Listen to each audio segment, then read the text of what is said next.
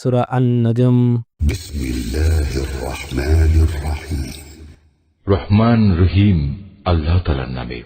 নক্ষত্রের শপথ যখন তা ডুবে যায়, তোমাদের সাথী পথ ভুলে যায়নি, সে পথভ্রষ্টও হয়নি। সে কখনো নিজের থেকে কোনো কথা বলে না, বরং তা হচ্ছে ওহী, যা তার কাছে পাঠানো হয়।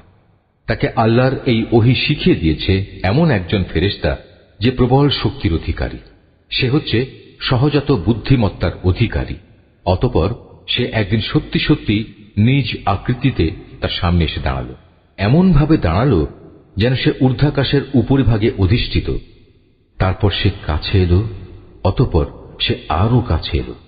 এ সময় তাদের উভয়ের মাঝে ব্যবধান থাকলো মাত্র 2 ধনুকের সমান, কিংবা তার চাইতেও কম।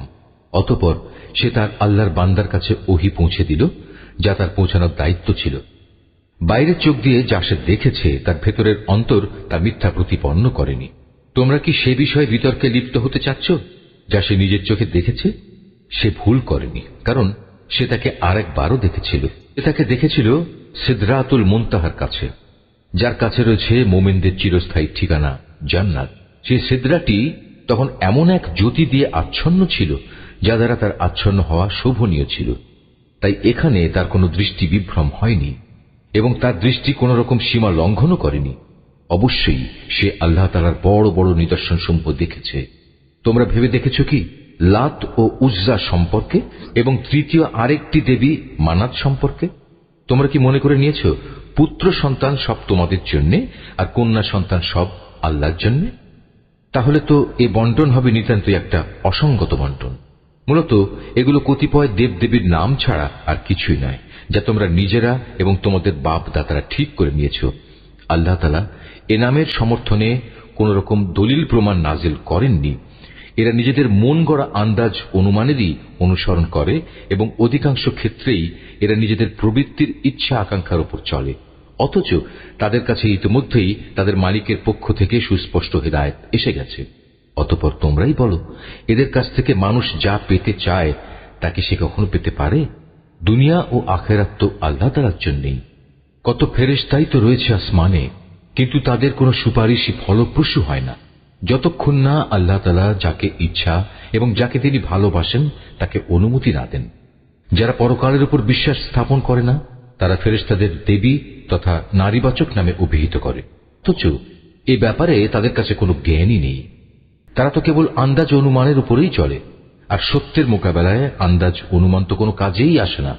অতএব হে নবী, যে ব্যক্তি আমার সুস্পষ্ট স্মরণ থেকে সরে গেছে তার ব্যাপারে তুমি কোনো পরোয়া করো না, কারণ সে তো পার্থিব জীবন ছাড়া আর কিছুই কামনা করে না। তাদের মতো হতভাগ্য ব্যক্তিদের জ্ঞানের সীমারেখা তো ওইটুকুই। একথা একমাত্র তোমার মালিকই ভালো করে জানেন কে তার পথ থেকে বিচ্যুত হয়ে গেছে, এবং তিনিই ভালো করে বলতে পারেন কে সঠিক পথের সন্ধান পেয়েছে। আসমান সমূহ ও জমিনের সব কিছু আল্লাহ তাআলার জন্য। এতে করে যারা খারাপ কাজ করে বেড়ায় তিনি তাদের খারাপ প্রতিফল দান করবেন, এবং যারা ভালো কাজ করে তাদের তিনি এজন্য মহা পুরস্কার প্রদান করবেন। এটা তাদের জন্য যারা বড় বড় গুনাহ থেকে এবং বিশেষত অশ্লীলতা থেকে বেঁচে থাকে। ছোটখাটো গুনাহ সংগঠিত হলেও তারা আল্লাহর ক্ষমা থেকে বঞ্চিত হবে না, কারণ তোমার মালিকের ক্ষমার পরিধি অনেক বিস্তৃত। তিনি তোমাদের তখন থেকে ভালো করে জানেন যখন তিনি তোমাদের এ জমিন থেকে পয়দা করেছেন। তখনও তিনি তোমাদের জানতেন যখন তোমরা ছিলে তোমাদের মায়ের পেটে ক্ষুদ্র একটি ভ্রূণের আকারে। অতএব কখনো নিজেদের পবিত্র দাবি করো না। আল্লাহ তাআলাই ভালো জানেন কোন ব্যক্তি তাকে বেশি ভয় করে। হে নবী, তুমি কি সে ব্যক্তিটিকে দেখোনি যে আল্লাহ তাআলার পথ থেকে মুখ ফিরিয়ে নিল? যে ব্যক্তি সামান্য কিছুই দান করল অতঃপর সম্পূর্ণভাবে নিজের হাত গুটিয়ে নিল, তার কাছে কি অদৃশ্য জগতের কোনো জ্ঞান ছিল যে তা দিয়ে সে অন্য কিছু দেখতে পাচ্ছিল? তাকে কি একথা জানানো হয়নি যে মুসার কাছে পাঠানো আমার সহিফা সমূহে কি কথা লেখা আছে? তাকে কি ইব্রাহিমের কথা জানানো হয়নি? ইব্রাহিম আল্লাহর বিধানাবলী পুরোপুরি পালন করেছে। কোনো মানুষই অন্যের পাপের বোঝা উঠাবে না। মানুষ ঠিক ততটুকুই পাবে যতটুকু সে চেষ্টা করবে, আর তার কাজকর্ম পরীক্ষা নিরীক্ষা করা হবে এবং অচিরেই তা দেখা হবে। অতঃপর তাকে তার পুরোপুরি বিনিময় দেয়া হবে। পরিশেষে সবাইকে একদিন তোমার মালিকের কাছেই পৌঁছতে হবে। তিনি সবাইকে হাসান, তিনি সবাইকে কাঁদান, তিনি মানুষকে মারেন, তিনি তাদের বাঁচান। তিনি নরনারীর যুগল পয়দা করেছেন এক বিন্দু স্খলিত শুক্র থেকে। নিশ্চয়ই পুনরায় এদের জীবন দান করার দায়িত্ব কিন্তু তাঁর একার। তিনি তাকে ধনশালী করেন এবং তিনি পুঁজি দান করে তা স্থায়ী রাখেন। তিনি সেরা নামক নক্ষত্রেরও মালিক। তিনি প্রাচীন আদ সম্প্রদায়কে ধ্বংস করে দিয়েছেন।